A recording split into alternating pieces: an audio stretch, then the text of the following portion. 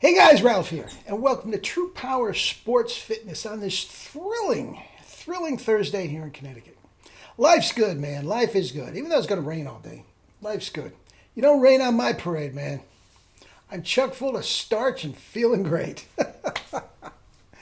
Anyway, you saw the you saw the thumbnail. On a health and fitness channel, I get into sports fitness. I love sports, and I think what they're doing today is comical. It's almost laughable how bad the sports fitness is. And I did one a while back on the Stankies. I'm the first one to tell you I'm not a big Yankee fan. I think they are the absolute dumbest organization in sports.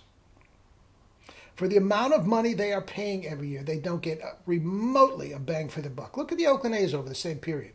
What they're getting, what they have to pay per win, it's a fraction of what the Stankies are doing.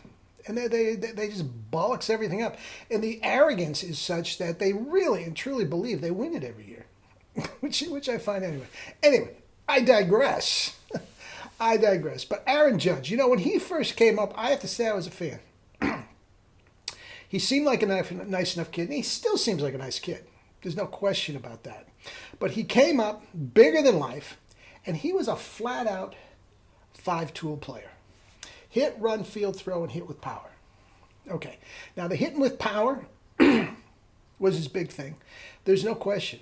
But he was an excellent, you notice I say in the past tense, he's not anymore. He was absolutely a Gold Glove caliber fielder with a Gold Glove caliber arm. I mean, an absolute bazooka for an arm.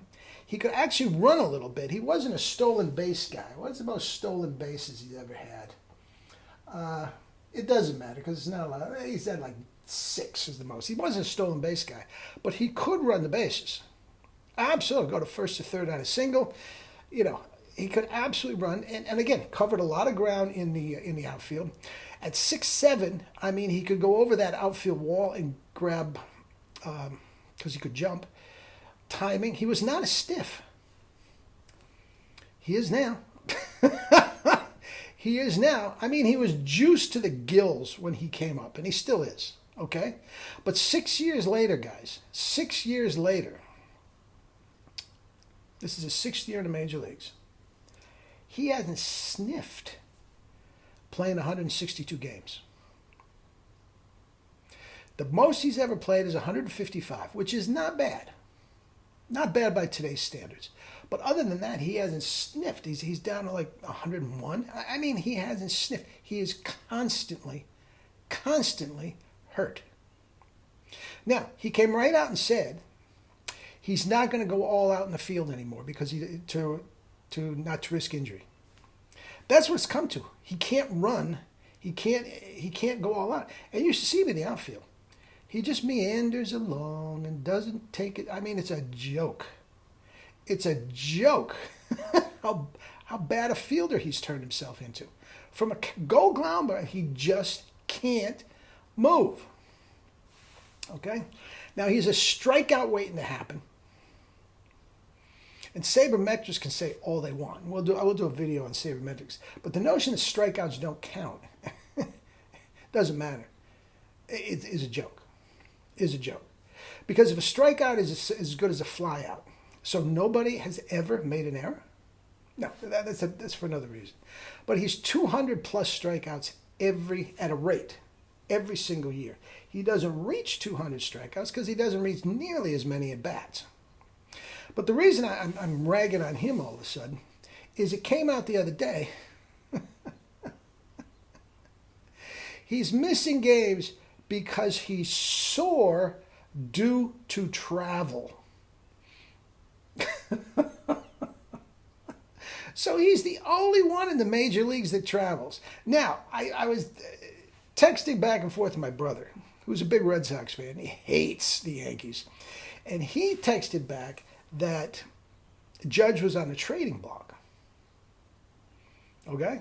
Which might explain the obtuse reason for not playing. Have you ever heard sore due to travel? That's a quote that came from Aaron Boone. A quote. Now, if he's getting traded, if there's a trade pending, yes, you don't want him out there actually running the bases because he's going to be hurt and it ruins the trade. So that might explain it. That might explain the absolute inane, obtuse reason for holding him out of a game. The notion that travel is making you sore. Guy, if travel is making you sore, then you're doing something wrong. These are flying hotels that they travel in. And there is the lap of luxury. He could literally go on a plane and get a massage. If he literally. Anyway, sixth year in the league, hasn't sniffed 162 games.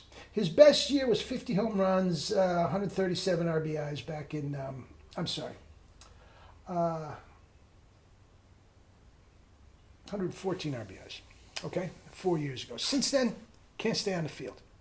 Can't stay on the field. Now, hit, run, field throw, and hit with power. He can't hit. The low outside pitch with any sort of a break on it, he can't lay off it and he can't hit it. It just gets farther and farther and farther out the outside corner. And he just keeps swinging at it, okay? All he has to do is lay off. All he has to do, and he can't bring himself to do that, okay? Now, I will say this. For the most part, his on-base percentage is quite good. His on-base percentage is quite good, okay? Which sabermetrics seems to, if you get a walk's as good as a hit.